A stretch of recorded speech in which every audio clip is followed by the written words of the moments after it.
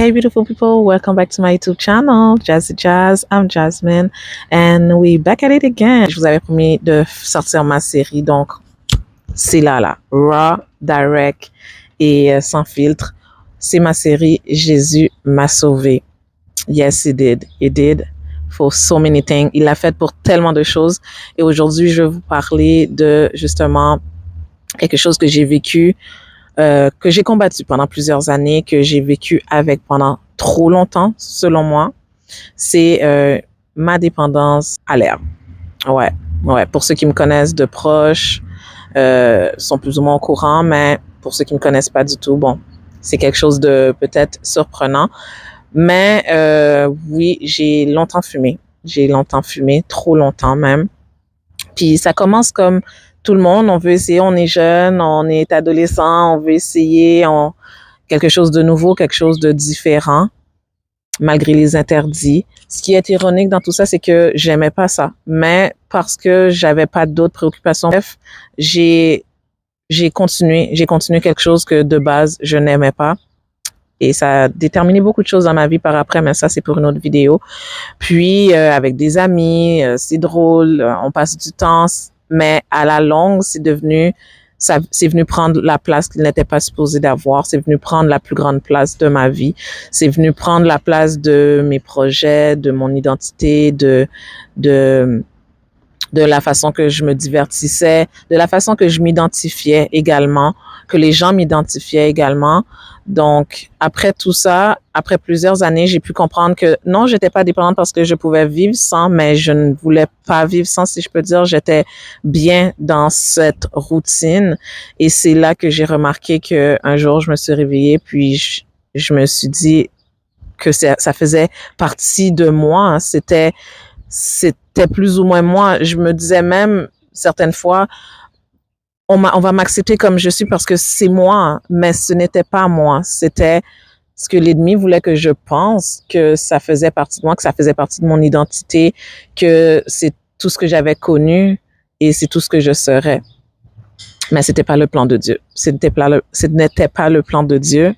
Et je le remercie pour ça parce que pendant longtemps, je savais que je ne voulais pas vivre dans ce pattern. Je me disais, j'ai hâte de me connaître, de connaître Jasmine à jeun, de connaître Jasmine sans cette influence.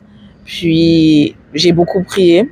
Je priais pour que Dieu me délivre de ça et le lendemain, je recommençais. Donc, ça a été un pattern, un cercle vicieux qui a duré des années, beaucoup plus longtemps que j'aurais pu penser, malheureusement. Puis, le jour est arrivé où j'ai failli mourir à cause de ça. À force de prendre, comme je disais, ça prenait beaucoup de place dans ma vie, donc ça prenait même la place de la nourriture, ça prenait la place de ce que je devais faire dans la journée. Donc, je me négligeais beaucoup parce que c'était le moyen de m'évader. C'était le moyen de m'évader, puis de penser à autre chose, puis d'être bien dans ma vie, d'être bien dans ma peau, d'être bien avec moi-même. Puis quand le Seigneur a dit que c'était fini, ben c'était fini. L'histoire de la façon que c'est arrivé, j'ai déjà fait une vidéo par rapport à ça, j'en reparlerai éventuellement. Mais oui, j'ai failli mourir en 2020, parce qu'en 2020, oui, c'était encore dans ma vie.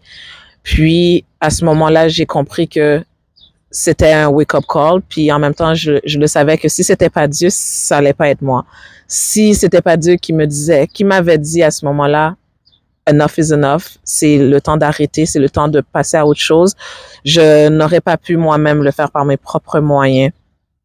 Donc, cette situation m'a vraiment fait comprendre que ce n'était pas ça ma vie, que c'était pas ce que je voulais être, ce n'était pas qui j'étais à la base. Et je sais que ça a empiré avec certains événements comme la mort de ma mère, d'autres situations qui sont arrivées avec des proches qui m'ont emprisonnée dans cette routine, dans cette habitude.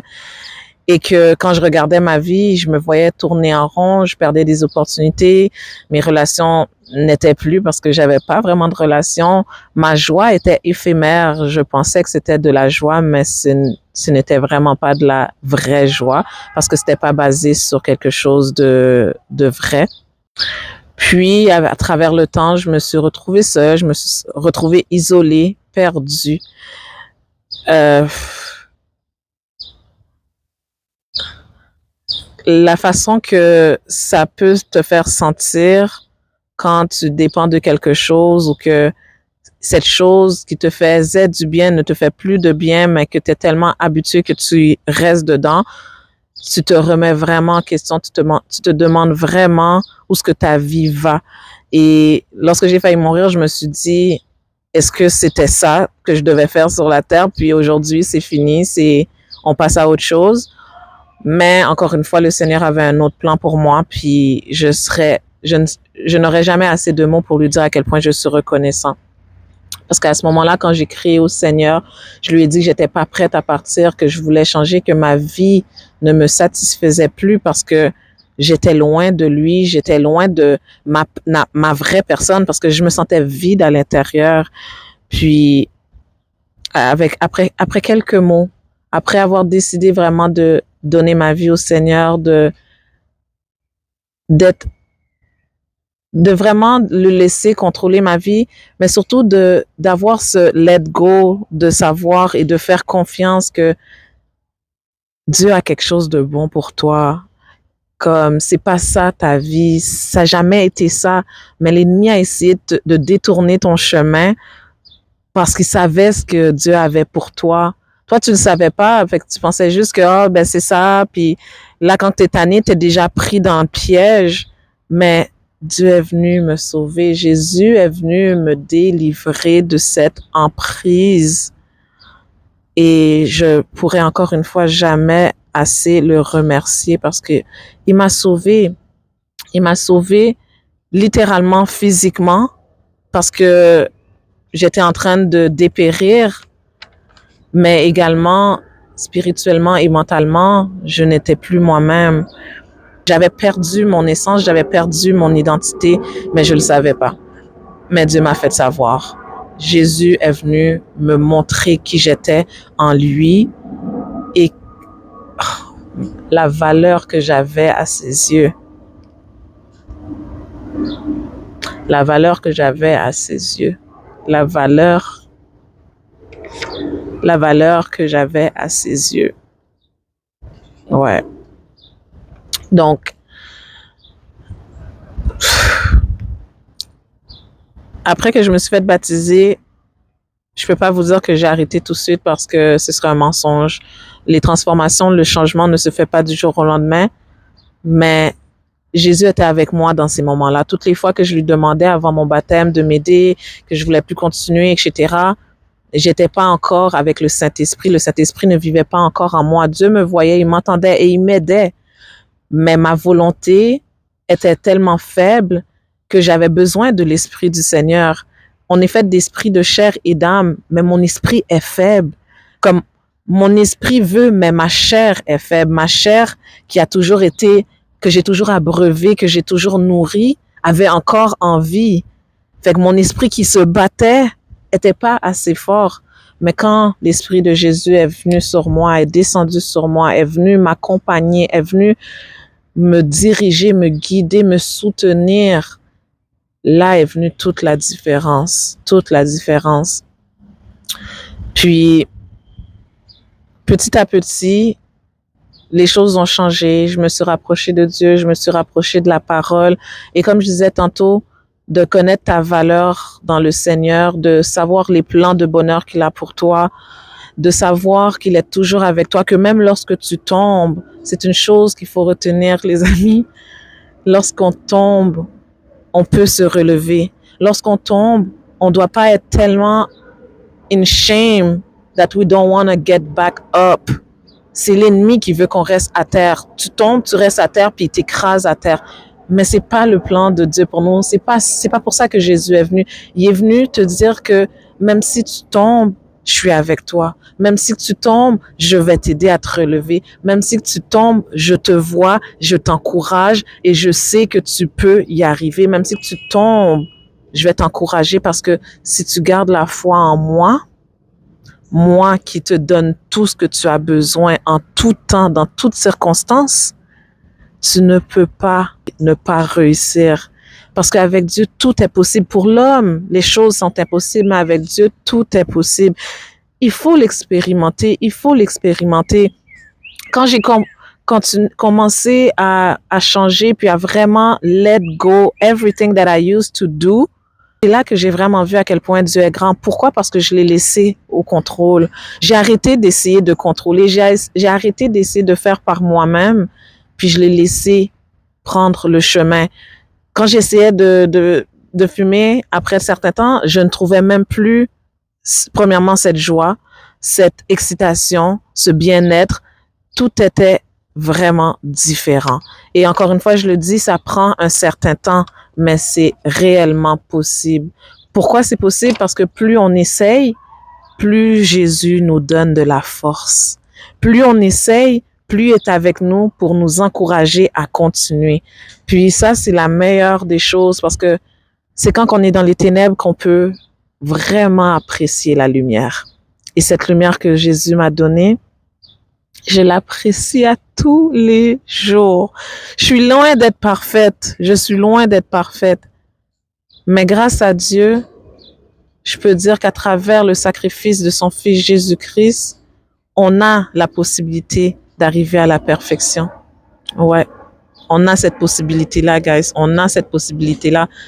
Les gens ont beau dire, oh, c'est impossible d'être parfait. C'est impossible d'être parfait pour ce monde. Mais pour Dieu, à travers Jésus-Christ, tout est possible. Parce que Jésus a été parfait. Il a tout accompli sur la croix. Il a tout accompli sur la croix.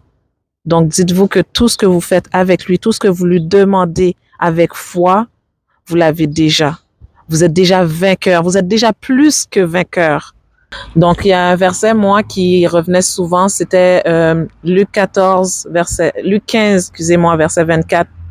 Ça parle de l'enfant prodige. Cet enfant qui avait tout, mais que c'était pas assez pour lui, puis qui est parti dans le monde, qui a tout perdu, puis qui se sentait à un moment donné plus bas que terre, et qui s'est dit un jour, pourquoi j'ai quitté mes richesses, toutes les richesses que mon père avait, pour vivre dans ce malheur, dans cette détresse, etc. Puis quand il est revenu, il a décidé de retourner vers son père. Son père l'a accueilli à bras ouverts. Puis le père avait un autre enfant. Puis le fait que le père a accueilli son enfant à bras ouverts, qui a fait une festivité, qui était vraiment fier de revoir son fils. L'autre fils était un peu jaloux, était fâché. Il se disait, moi, je suis jamais parti. Je suis toujours resté avec toi. Puis tu fais pas de festivités, etc. Mais celui qui est parti, c'est lui que tu félicites, que tu fêtes, que tu fais des festivités pour. Pourquoi? Et il a dit, si un père perd un fils et qui revient, c'est beaucoup plus significatif que le fils qui est toujours resté. C'est bien de toujours rester auprès du père. C'est très bien. C'est la chose à faire personnellement.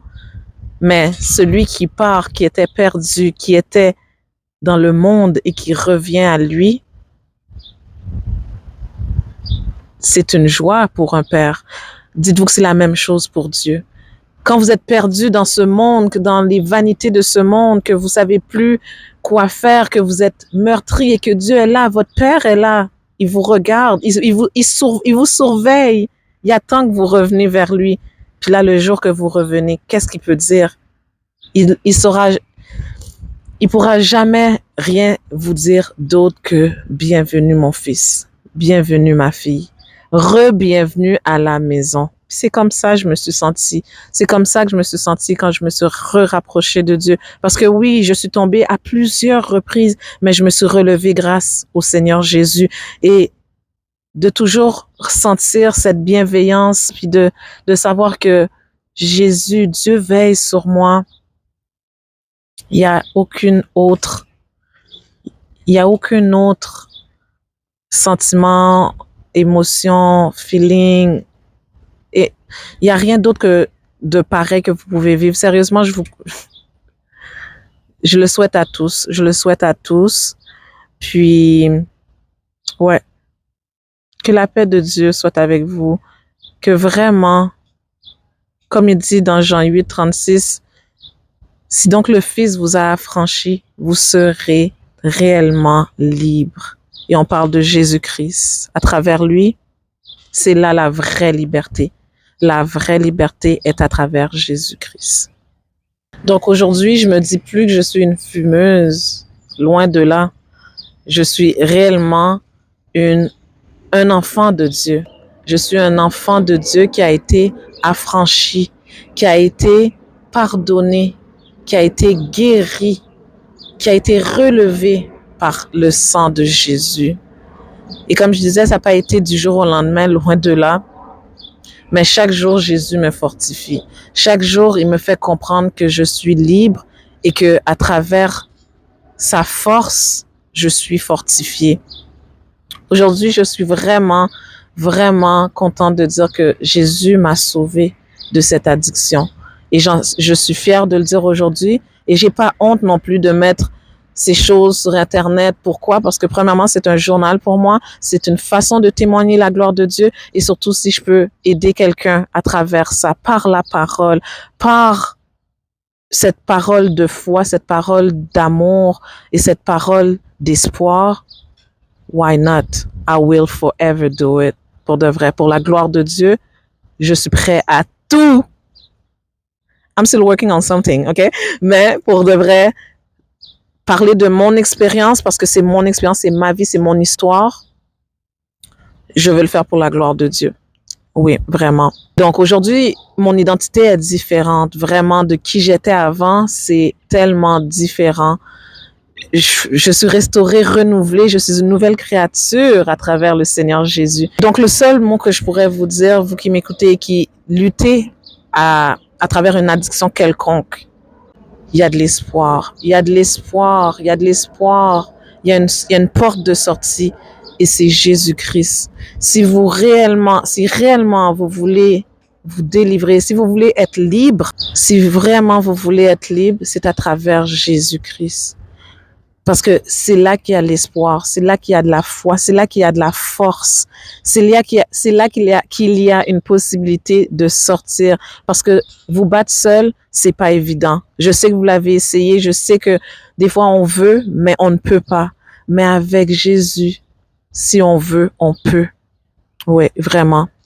Et comme je disais pour le fils prodige, votre Père vous attend à grands bras, grands ouverts. Il attend tout simplement que vous retournez vers lui, que vous confessez vos péchés, que vous lui dites tout simplement, je ne suis plus capable de continuer, aide-moi.